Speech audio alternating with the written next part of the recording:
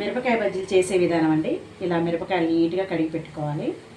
దాంట్లోకి ఈ పేస్ట్ నింపడం కోసం ఇంగ్రీడియంట్స్ అండి. ఇగో ధనియాలు, పల్లీలు, వాము, జీలకర్ర, చింతపండు, ఎల్లిపాయలు. ధనియాలు, పల్లీలు, వాము, జీలకర్ర ఈ 4 వేయించుకోవాలండి.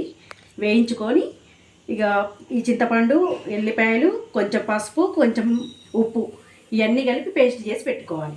శనగపిండి తగినంత ఇలా పేస్ట్ చేసి పెట్టుకోవాలండి. మిక్సీ జార్లో వేసుకొని ఇందులో శనగపిండిలో కొంచెం సాల్ట్, కొంచెం సోడా ఉప్పు, కొన్ని వాటర్ కలిపి ఇలా పేస్ట్ చేసి పెట్టుకోవాలండి.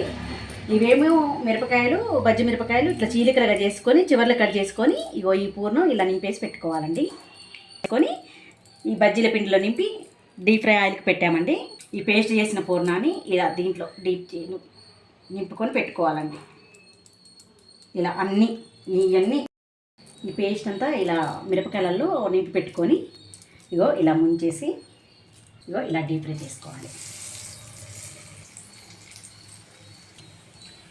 ఇలా చేసుకుంటే చేసిన ఈ బజ్జీలు తింటే ఆ కష్టం అనేది పోయి సాటిస్ఫాక్షన్ మిగులుతుందండి.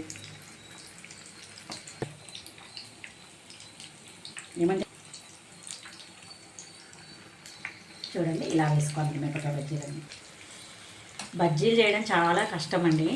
రియల్గా చేసిన కష్టం అంతా పోవాలంటే మనం టేస్ట్ చేసినప్పుడే అది తెలుస్తుందండి. ఎంత సాటిస్ఫాక్షన్ ఉంటుందో తెలుసండి.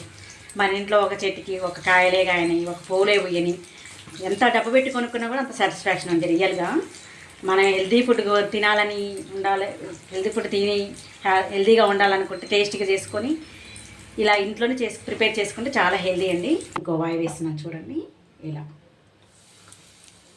డీప్ ఫ్రై చేసుకుంటే చాలా చూడండి ఫ్రెండ్స్. ఇగో ఒక వాయి చేశాను, ఇంకో వాయి వేస్తున్నాను చూడండి ఫ్రెండ్స్. ఇగో ఇలా అంతే అండి. ఎంతో ఎమ్మి మిరపకాయ బజ్జీలు రెడీ అండి. ఇగో ఇలా నిమ్మకాయ, ఆనియన్స్ ఇలా పిండుకొని తింటే ఎంతో టేస్టీ ఉంటాయండి. చూడండి.